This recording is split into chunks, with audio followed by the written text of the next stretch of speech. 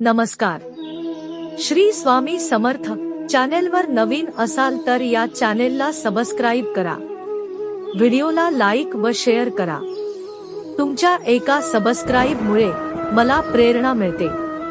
त्यामुळे नक्की आमच्या चॅनेलला सबस्क्राईब करा. चला तर मग व्हिडिओला सुरुवात करू. शरीर स्वस्थ ठेवण्याचा हा मूलमंत्र आहे. 1.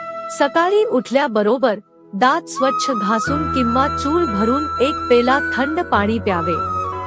नंतर 1 पेला कोमट पाण्यात लिंबू पिळून प्यावे व नंतर शौचास जावे. 2.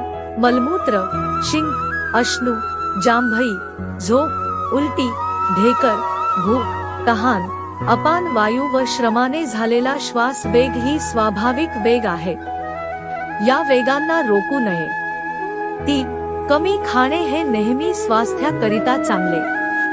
भूकेपेक्षा 1 पोळी कमी खाल्याने पोट ठीक राहते. 4. धैर्याने काम केल्यास बुद्धी ठीक राहते. पोट व बुद्धी ठीक राहिल्यास माणूस स्वस्थ राहतो. 5.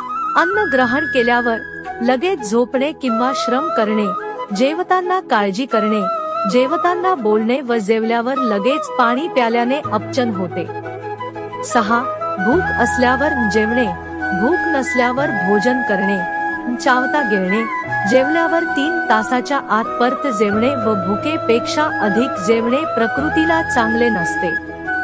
बघितल्याशिवाय पाणी पिऊ नये, जाणल्याशिवाय मित्रता करू नये, हात धुतल्याशिवाय जाऊ नये, विचारल्याशिवाय सल्ला देऊ नये. आपल्यापेक्षा मोठ्याचा तिरस्कार करू नये.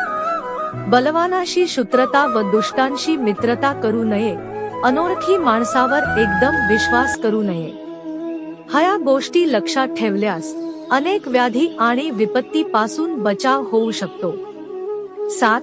अति व्यायाम, अति थट्टा विनोद, अति बोलणे, अति परिश्रम, अति जागरण, अति मैथून ह्या गोष्टींचा अभ्यास असला तरी अति करणे योग्य नाही, कारण अति करणे आज ना उद्या कष्टकारच ठरते.